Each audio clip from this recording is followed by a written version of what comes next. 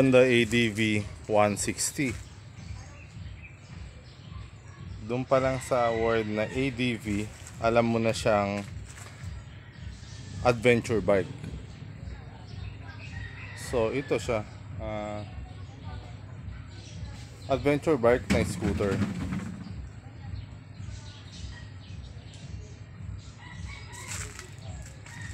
Gawa ng Honda. Ayan, HSTC, Honda Selectable Torque Control. So ito yung itsura niya.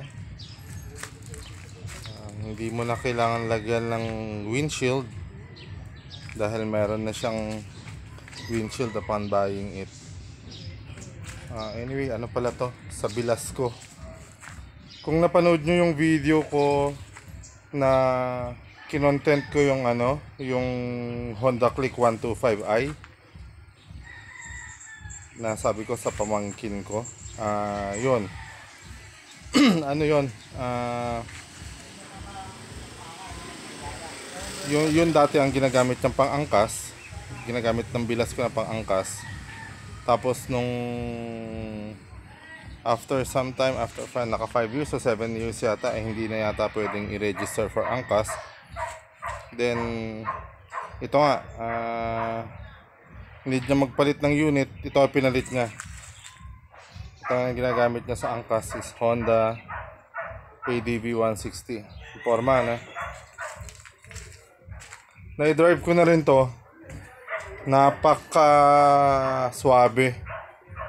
Ang swabe in the sense na hindi mo mararamdaman yung hatak ng scooter, kundi para ka rin naka-clutch dun sa ng hatak niya eh. Dahil kagat ka agad, hindi, wala siyang delay. Ngayon tipong pag in-accelerate mo to, na siya, sumusugod agad. Yan. Tapos tignan mo ang niya, mga shock absorbers niya, na siya, parang gas type na. And then ang forma nitong forma ng muffler. Ang galing ng muffler.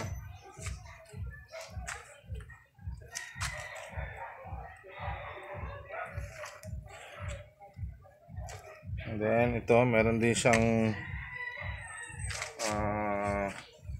stepping peg para sa OBR o yung ating iangkas.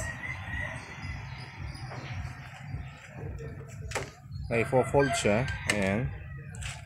Made of aluminum na matibay or alloy. Ayan. Original parts pa to. Yung brake lever niya, brake lever niya is original pa. Tapos ito pala, napansin ko yung niya, yung cable or accelerator cable niya is dual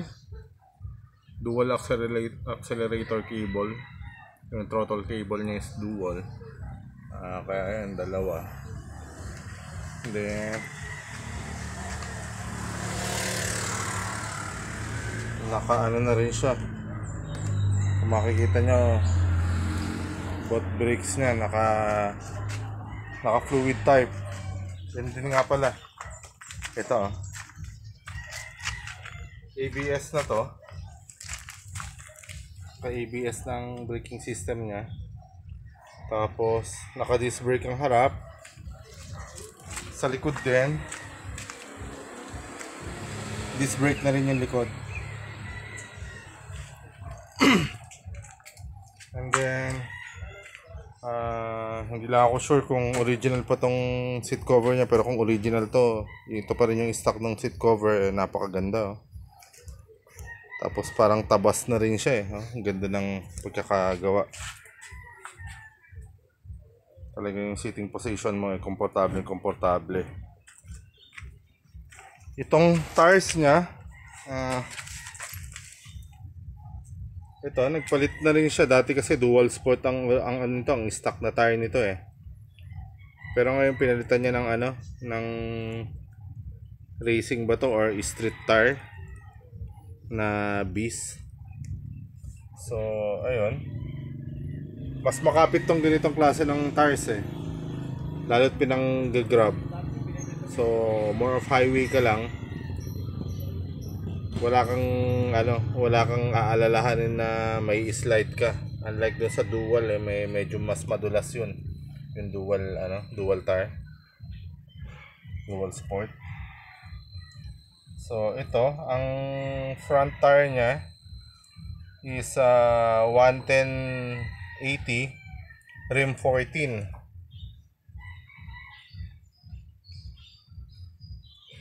And then tignan natin yung sa likod.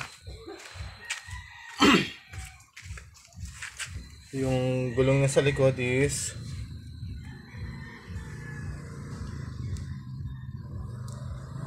ito, ang gulong niya sa likod 130/70 rim 13. Ganun din, nakaano na rin siya, nagpalit na rin ng gulong sa likod. Yung mas makapit to. So, hindi pala siya hindi pantay or hindi pantay hindi pantay kundi hindi pala pareho ang gulong niya. Mas malalaki ang rims or ang rim niya is rim 14 sa harap, yung likod niya is rim 13.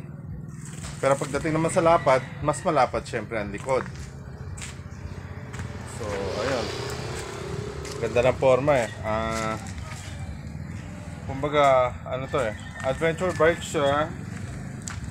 Scooter adventure bike, pero ang naging itsura niya na is para na siyang scooter big bike, parang ganun.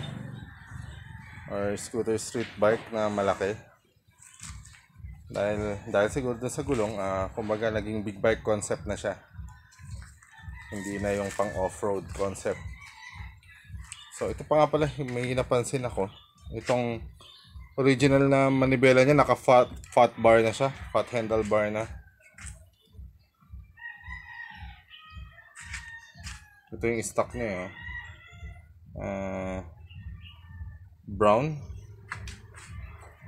or golden brown. Tapos panel niya naka digital panel na siya. Ayan. So yung ibang features ito hindi ko pa masyadong naaral but then kinontent ko lang for the sake na gupong-gupo kasi ako nagagandaan ako dito sa motor. Dahil linagyan niya na ng top box.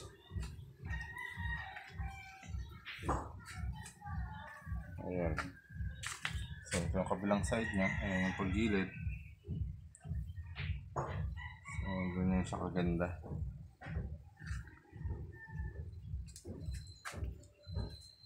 Ito yun, yung Honda ADV 160.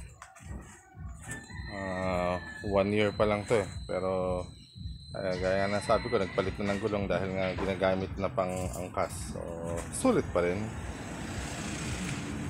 So ito yan, gwapong Honda ADV 160.